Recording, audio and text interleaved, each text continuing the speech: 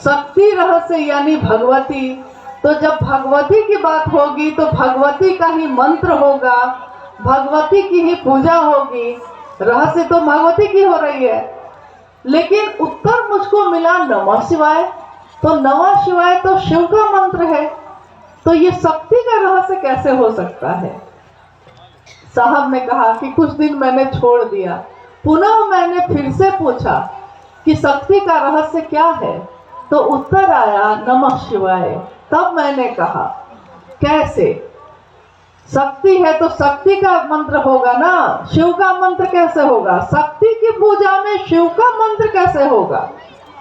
तो आवाज ने कहा कि ये बताओ कि तुम्हारे घर में जब तुम्हारे कार्यालय से, क्योंकि साहब उस समय डिप्टी कलेक्टर थे, तो उनके ऑफिस से भी कोई आता रहता था घर में कागज पत्र पे अपना साइन करवाने के लिए।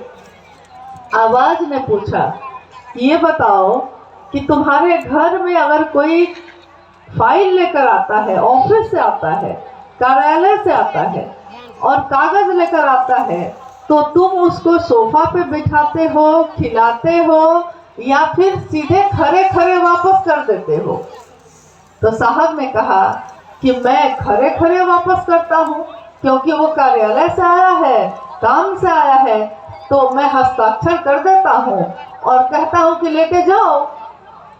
फिर आवाज ने कहा लेकिन तुम्हारे घर में अगर कोई शिव का नाम लेकर आता है, ये कहता है, कुछ लोग आने लगे थे जिनको पता चला कि अगर साहब से काम करवाना है तो शिवशिष बन के जाना होगा, तो वो लोग अब इंजीनियर बन के नहीं आते थे, शिवशिष बन के आते थे, काम हो जाता था। तो यही आवाज ने कहा कि कोई तुम्हारे पास अगर शिव का नाम लेकर आता है तो तुम क्या करते हो? साहब ने कहा मैं अपने घर के सोफे पे बैठाता हूँ, मेरा गुरु भाई है, मैं अपने पास बिठाता हूँ। तो तुम्हारी पत्नी भोजन बनाती है? साहब ने कहा हाँ, मेरी पत्नी भोजन बनाती है, यहाँ तक कि तुम्हारी पत्नी उसकी जूठी थाली भी धोती है। साहब ने कहा हाँ, मेरी पत्नी उसके जूठे थाली को भी धोती है। डिप्टी कलेक्टर की पत्नी किसी को भोजन करा के उसके जूठी थाली को धो रही है, लेकिन किस रूप में? शिव शिष्य के रूप में।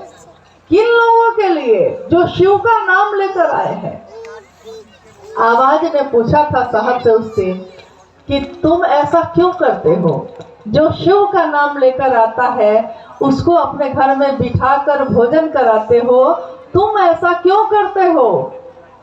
तो साहब ने कहा क्योंकि शिव मुझको अच्छे लगते हैं। क्यों? क्योंकि शिव मुझको अच्छे लगते हैं। तो आवाज ने कहा तो बताओ भगवती को शिव कितने अच्छे लगते होंगे? भगवती को शिव कितने अच्छे लगते होंगे? तो जब तुम शिव का नाम लोगे तो प्रसन्न भगवती होगी कि नहीं होगी? इसीलिए शक्ति का रहस्य नमः शिवाय है। और आपने अभी जिज्ञासा में कहा कि साहब और दीदी से मिलने का, यानी साहब